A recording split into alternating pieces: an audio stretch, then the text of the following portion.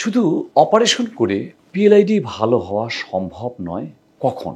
আসসালামু আলাইকুম, আমি ডক্টর মোহাম্মদ শাহ আলম, অর্থোপেডিক্স বিশেষজ্ঞ, spine surgeon, life member, Bangladesh orthopaedics society.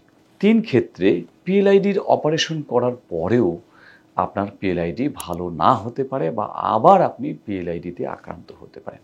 প্রথম হচ্ছে, যদি আপনি পেশা পরিবর্তন না করেন আমাদের নির্দেশ মতো, যেমন লোডিং আনলোডের কাজ, ভারী কাজ, কনস্ট্রাকশনের কাজ বা লং ড্রাইভিং, দীর্ঘ সময় ড্রাইভিংয়ের পেশা, বা কৃষি কাজ করার সময় কোদাল চটানোর কাজ, বা খড়ি ফাড়া যারা খড়ির কাজ করে, বা যারা টাইলসের মিস্ত্রি বা কাঠ মিস্ত্রি, কাঠের কাজ করা, এরকম কিছু পেশা, খুব সিলেক্টিভ কিছু পেশা, ভয় পাওয়ার কোনো কারণ নেই।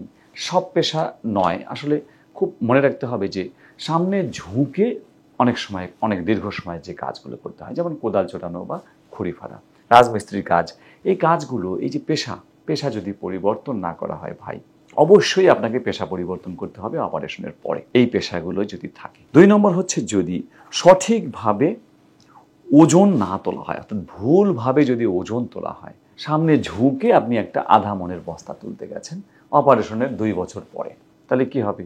আবার মেরুদণ্ডে আপনার মাসল স্ট্রেচ, টান পড়তে পারে, আবার আপনার পিএলআইডি হতে পারে, আবার কোমরে ব্যথা, আবার পায়ে ঝিঝি অবশ ব্যথা। সুতরাং ভুলভাবে ওজন তোলা একজন পিএলআইডি রোগীর তো নয়ই, অপারেশন করার পরে সারা জীবন তো নয়ই, আমার জন্যেও নয়। আমি তো নিয়মিত যোগা করি, আমার তো পিএলআইডি নাই, আমিও ভুলভাবে সামনে ঝুঁকে ওজন তুলতে পারবো না, মানে উচিত নয়।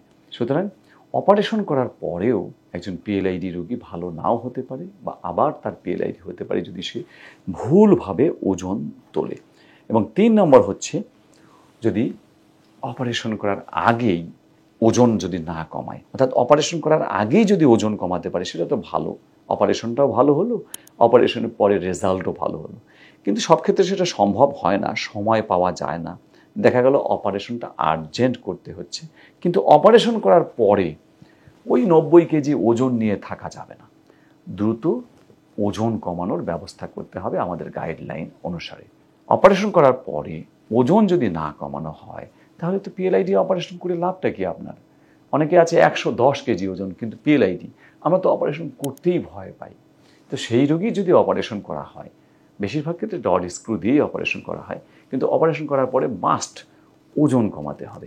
আজকের ভিডিওতে আমরা জানলাম যে অপারেশন করার পরেও এই ৩টি ক্ষেত্রে পিএলআইডি অপারেশন করার পরেও আবারও পিএলআইডি হতে পারে, বা পিএলআইডি অপারেশনটা সার্থক নাও হতে পারে। পিএলআইডি অপারেশন করার আগেই আমরা এই বিষয়গুলো রোগীকে অবশ্যই কাউন্সেলিং করে নিই। যদি আপনার পিএলআইডি থাকে এবং যদি অপারেশন করার মতো সত্যি এরকম প্রয়োজন হয়ে পড়ে, তাহলে অবশ্যই আপনি একজন স্পাইন সার্জন বা নিউরো সার্জনের সাথে এই বিষয়গুলো নিয়ে আরও প্রশ্ন করে ক্লিয়ার হয়ে নেবেন। সরাসরি আমাদের সাথে যোগাযোগ করতে আমাদের নিচের দেওয়া ফোন নম্বরে ফোন করে পূর্ব অ্যাপয়েন্টমেন্ট নিয়েই আসতে হবে। আজ এ পর্যন্তই। আসসালামু আলাইকুম।